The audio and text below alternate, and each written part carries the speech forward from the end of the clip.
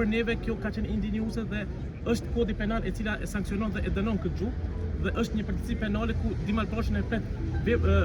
përgjegjësia penale po pse jo edhe burgu. Ky ka ndihmuar asaj që të gjejë shqiptarët të tregoj anën e errët të shqiptarëve, duke aluduar se UÇK-ja është financuar nga kartelet e drogës dhe janë profiterë të cilët kanë shfrytzuar luftën dhe pas luftën që të marrin pozitat.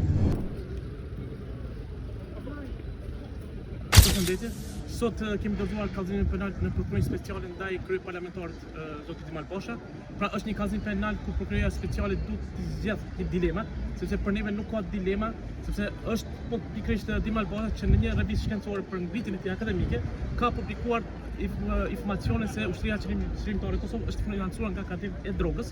gjë që për neve kjo ka qenë indinjuese dhe është kodi penal e cila e sankcionon dhe e dënon këtë gjuhë dhe është një përgjegjësi penale ku Dimal Bashën e pret përgjegjësia penale po pse jo edhe burgu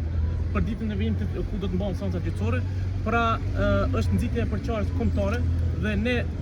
si rrjedhoj do të kërkojmë nga ana e prokurorisë speciale që nëpërmjet bashkëpunimit ndërkombëtar me agencionet amerikane të marrim revistën shkencore në tërësi, sepse vetë Dimal Basha tani mundohet të luan lojë fjalësh. Ne këndej thotë se është fshirë kapitulli 3 dhe thotë që komiteti i fakultetit e ka aprovuar kërkesën e tij, gjë që është edhe ajo është lojë fjalësh, është disi për të shmangur, do të krijojë një alibi të mshef përgjegjësinë e tij, sepse po të ishte vërtet ai do ta faktonte në Facebook. Andaj duke ditur se kjo ka bashkëpunuar me një autore slave, ajo shuhet për propagandën uryse ndaj kombit shqiptar. Ne dilemën tjetër e kemi sepse ajo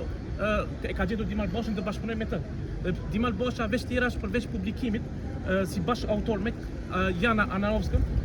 aty ky ka ndihmuar asaj që të gjejë shqiptarët të tregoj anën e errët të shqiptarëve, duke aluduar se UÇK-ja është financuar nga kartelet e drogës dhe janë profiterë të cilët kanë shfrytzuar luftën dhe pas luftën që të marrin pozitat. Andaj të delë në Facebook ose në paraqitjen e tij publike dhe të tregoj se çdo ditë se është fshirë kapitulli 3 dhe nuk jam unë fajtor, sepse në një farë mënyrë keq përdor pozitën, autoritetin kryeparlamentar dhe ndikon në hetime. Andaj në ditën e vijim ne sigurisht do ta sigurojmë në tërësi revistën shkencore, sepse ligji penal, kjo vepër penale tregon se